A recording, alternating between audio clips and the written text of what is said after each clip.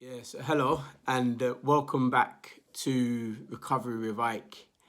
This is day 5, and it's been an amazing journey. I've really enjoyed the responses, and I've really enjoyed, opening up to you and taking you on a journey with me as I talk to you about sort of how we can recover from addictions. Thank you again to all of the team at the Child of God. Do you know what, guys? You lot really do make this possible. Yeah, all of your messages of support, the conversations that we have, the fact that you're helping with the editing and getting my videos uploaded, it really is something very special and close to my heart, and I want to thank you truly for that. Now, I think this week we've spoken about the problem of alcoholism and alcohol addiction, but this is about recovery, and I want to talk a bit about the 12 steps and how applying the 12 steps to all elements of our lives, I think, can lead us to a more spiritual way of living, a way that is more conducive to what we want to create. Let me take you on a little journey. For me, it started around September last year, and I thought to myself, I want more. I want to live a life filled with love, hope, a life of prosperity beyond my wildest dreams. And I was actually looking at the areas and behaviors that I felt were holding me back. And for me, it was quite conclusive that alcohol was one of those. Yeah. And it was drinking, drinking more than I know I should have drunk, drinking at times when I didn't necessarily need to have a drink. Yeah, drinking to be social, drinking for confidence, drinking to cover up emotions, drinking to make myself happy, just all sorts. And for me, it really was something that needed to change drastically. So the first step was step 1. I had to admit that we're powerless over alcohol and that life had become unmanageable. Now, this is almost counterintuitive because whoever wants to submit, give up, admit defeat, that you're beaten, it goes against your moral fiber. It goes against human instinct to give up. We're fighters, we're survivors. Yeah, if you think of it from when we were sperm, you know what I mean? When you're swimming, you were surviving. You're not going to give up. You're going to go for it and thrive. You're going to aim to survive. But the first step in dealing with any problem, any addiction, any issue is one, admitting there is an issue.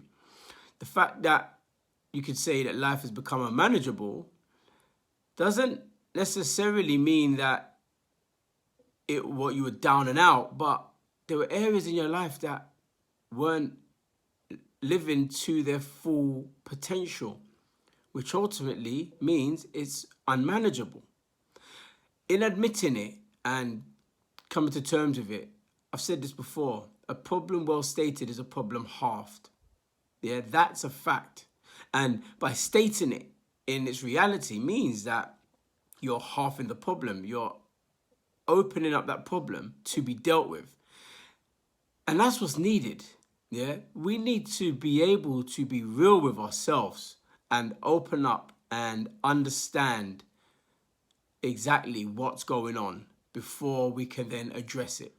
Step 2, came to believe that a power greater than ourselves can restore us back to sanity. Now let's look at that for a moment. A power greater than ourselves. My point here is, wherever it is you're dealing with, whether it's drug addiction, alcohol addiction, gambling, porn addiction, eating sweets and sugars, bad relationships, you're in bad jobs, you keep gravitating towards the same thing that's not getting you where you want to go. My point there is, it's the power that's within us, the thinking that's within us, that's got us into those situations. And if you keep going back to that situation, you've got to think to yourself or realize that it's that power, that thinking that's getting you to that destination. So the trick there is to relinquish that power, relinquish it and hand it over to a higher power, an alternative power source.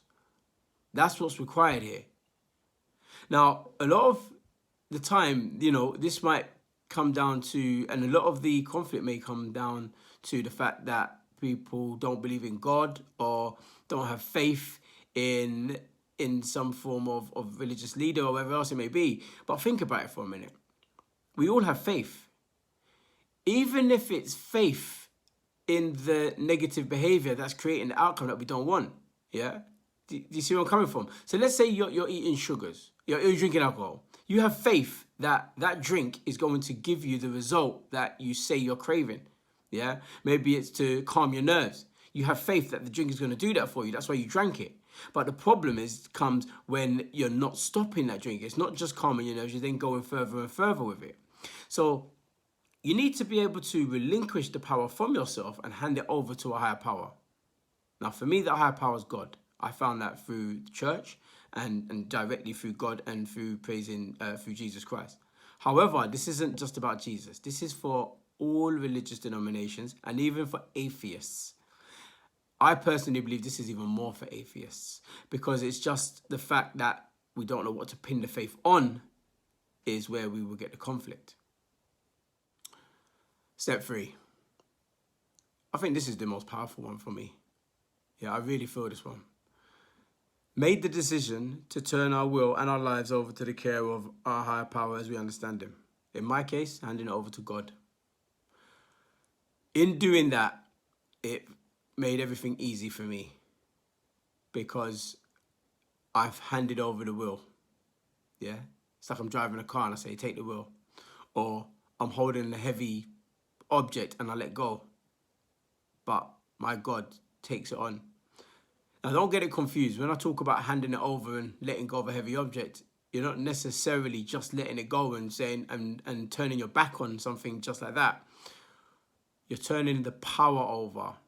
There's still action to be taken on your behalf. So you're still going to have to take action. And believe you me, it isn't easy because the action you have to take almost contradicts everything that you've done beforehand.